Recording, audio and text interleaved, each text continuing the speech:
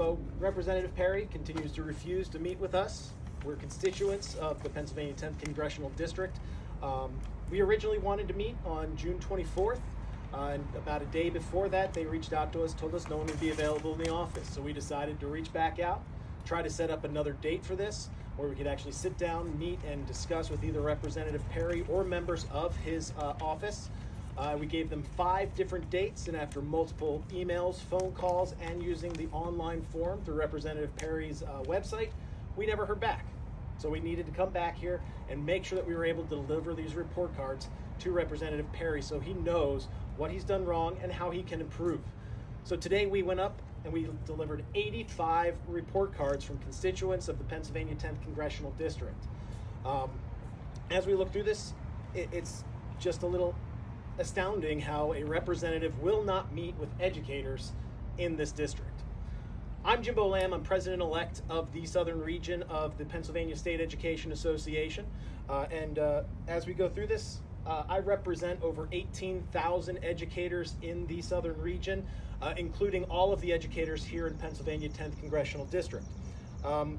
We just want to discuss education issues with the representative or someone in his office.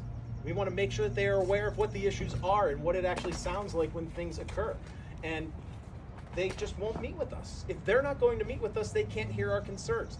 And this is going along with everything we've seen from Representative Perry over the years, where he won't hold an in-person town hall either. He's ignoring his constituents and not listening to the concerns of an increasingly diverse district here in Pennsylvania 10th District.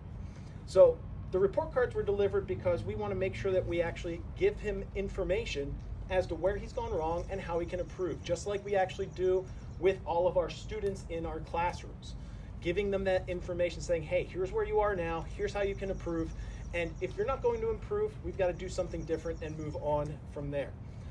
So here's some of the issues that we've dealt with. We know that Representative Perry supports the elimination of the U.S. Department of Education. He supports vouchers, and he does not represent the Pennsylvania 10th District. He just does whatever President Trump tells him to do. He voted recently to approve the House Reconciliation Bill, which, as we take a look at this, it's going to take over $20 billion out of public education and send it to vouchers over the next 4 years.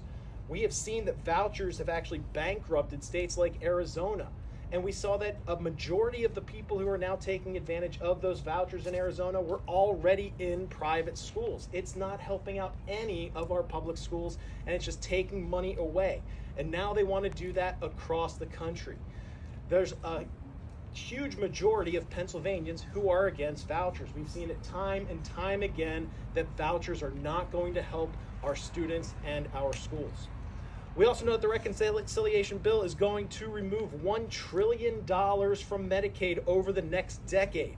It takes a huge funding source away from our schools. It's going to force districts to raise taxes and cut programs like gifted education. It's going to fire paraprofessionals, and it's going to eliminate mental health services that our students desperately need. $186 billion is going to be taken from SNAP over the next decade. It's going to leave students and their families hungry, and we all know that students can't learn if they're hungry. We need to make sure that our students are fed so they can actually learn while they're in front of us in our classrooms. Here in Pennsylvania's 10th District, there are over 53,000 children who are actually enrolled in Medicaid and the CHIP program. That's 29% of our students here in the 10th District that need these services. And of course, if we take that away, they lose their health care, and if students aren't healthy, they're not in schools, and again, they're not learning. Schools are going to miss out on funding for speech and occupational therapy. They're going to miss out on mental health services. Transportation will be cut, and specialized equipment will not be attained for the students that need it.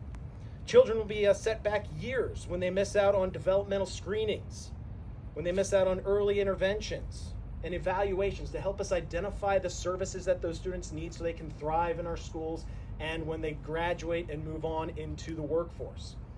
We know that rural and low-income families are going to be devastated as they are the ones who are most impacted by these services. And if they lose them, those families are going to need other ways to get some help, or they are going to lose out in the long run. We also saw that earlier last week that President Trump is withholding billions of dollars that has already been allocated to schools. Here in Pennsylvania, that's over $230 million that our schools are not getting as we move into a new school year.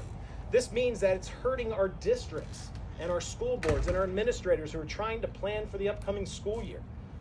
They're losing out money for things that they could actually use for reading and math support. It's going to affect after-school programs, professional development, and in the long term, it's going to balloon our class sizes. And that's not good for our students either. It's time for checks and balances. It's time to listen to all constituents, whether they voted or not, and to do what is right for Pennsylvania. And if Scott Perry won't do that, it's time for new representation. Yeah!